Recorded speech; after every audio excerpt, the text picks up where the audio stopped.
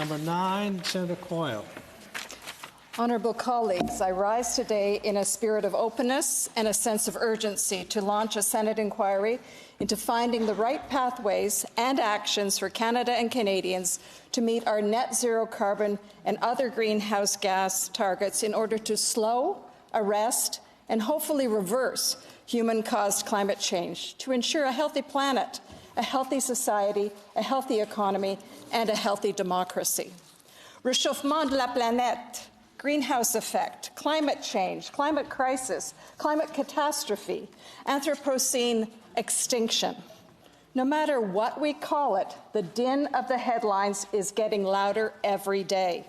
New York Times, climate change is accelerating, bringing the world dangerously close to irreversible change. CTV, Ottawa River flooding, the top weather story of 2019. Toronto Star, beyond frozen. Nature's freezer is heating up and it's wreaking havoc in Canada's north. Financial Post, global warming could render the assets of many financial companies worthless, Mark Carney says. The Hill Times, the ugly side of climate change may lead to violence. Calgary Sun, back off. Calgary Herald, take a deep breath. The oil and gas ferries aren't coming back. Global News, how Alberta's oil and gas sector is using technology to fight climate change. Le Devoir, le Canada sur la voie de l'échec climatique. The Globe and Mail, climate change is the world's biggest risk, survey of political and business leaders say. Climate change might mean Miami's 11th Super Bowl is its last.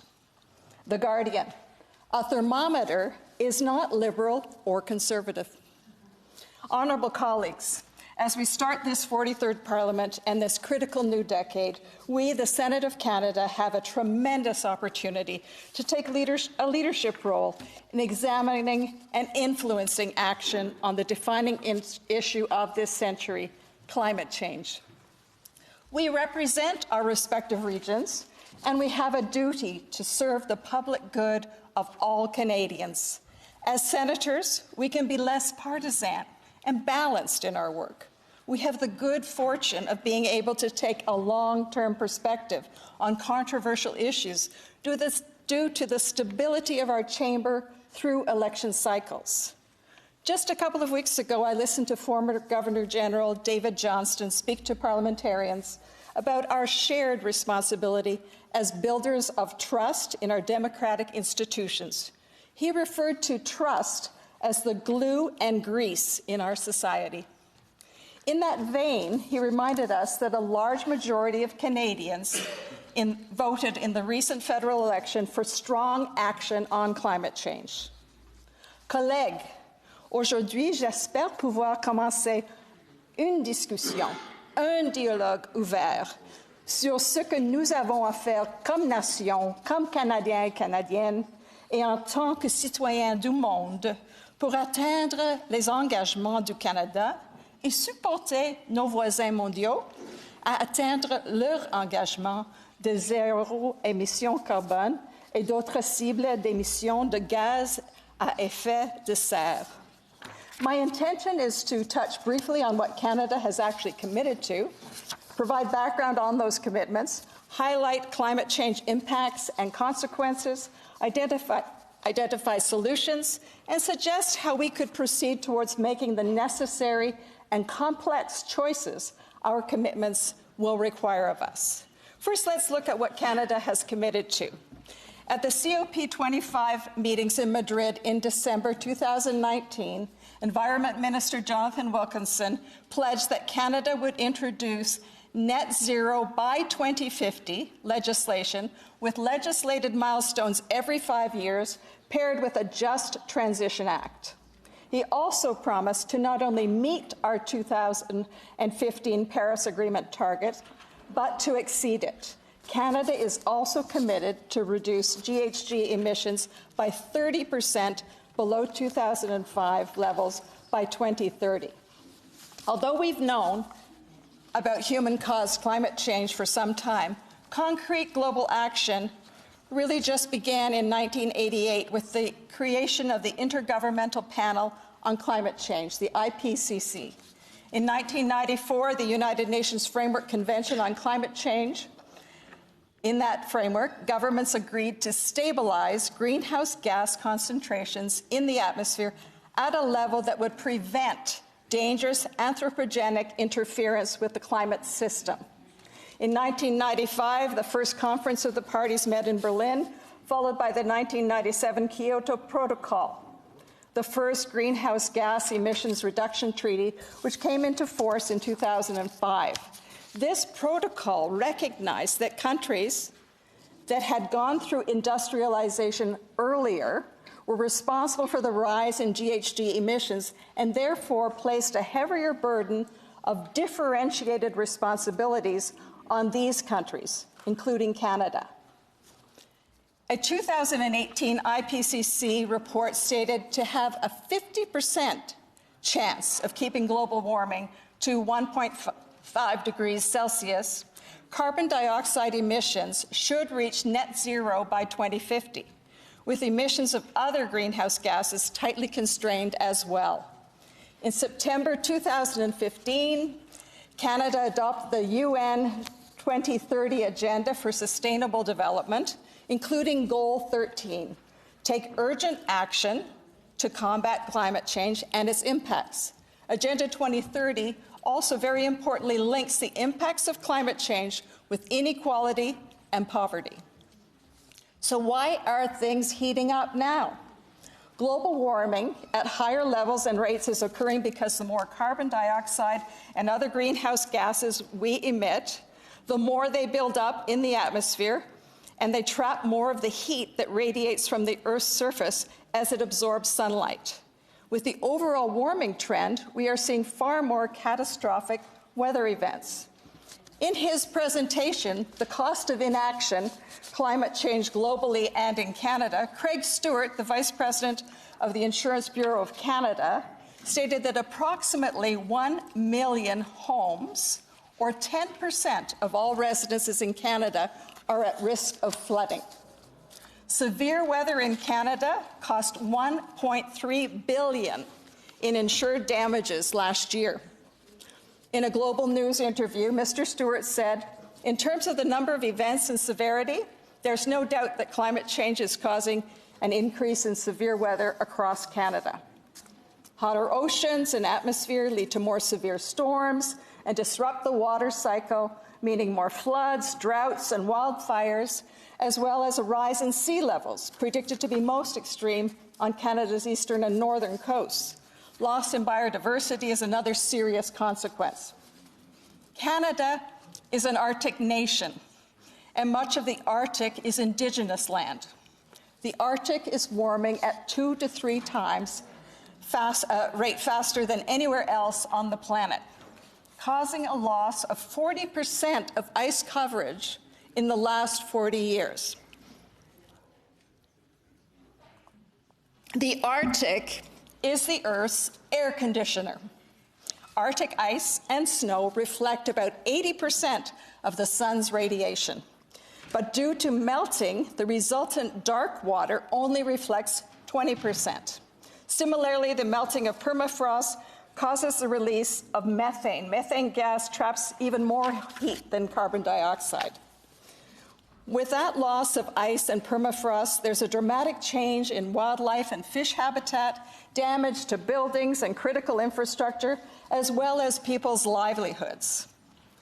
Relié à toutes ces conséquences dévastatrices que le changement climatique a sur l'environnement, il y a naturellement des coûts directs et indirects, coûts d'atténuation et coûts d'adaptation.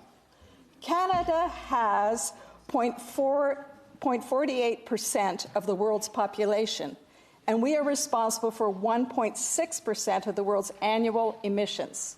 Each Canadian produces 22 tons of GHGs per year, 3 times the G20 average.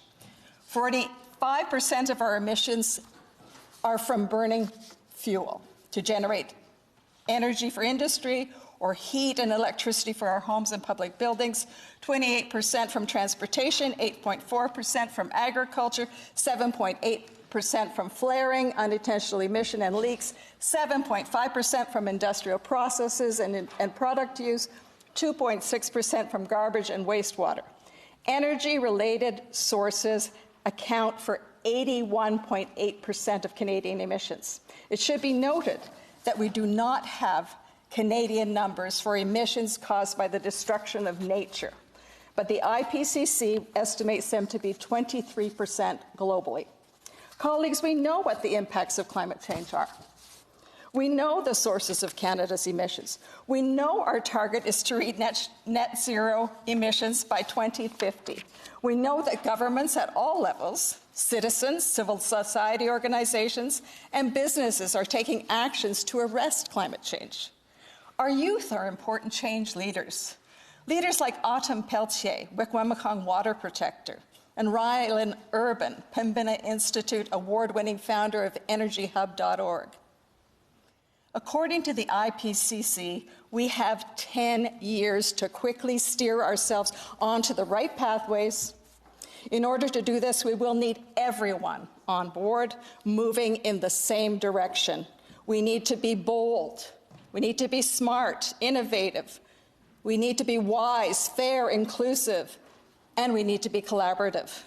We have many resources to draw from. Canada's Pan-Canadian Framework on Clean Growth and Climate Change, with its focus on carbon pricing. We have Charting Our Course, Bringing Clarity to Canada's Climate Policy Choices on the Journey to 2050 by the newly minted Canadian Institute for Climate Choices. Nous avons s'engager pleinement dans le plan d'action climatique du Canada, du réseau Action Climat. We have Mark Jackard's new Climate Emergency, the Citizen's Guide to Climate Success, and we have many others. We need to be able to imagine what a successful economy with low or no GHG emissions looks like.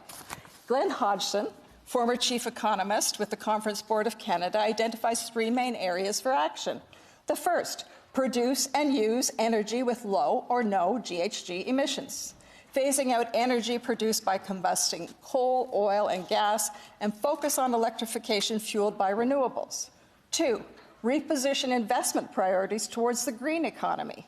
And 3, refocus expertise, knowledge, and skills of the workforce towards electrification of the economy and on redesigning and producing products, services, built structures, and even communities that result in low or no GHG emissions.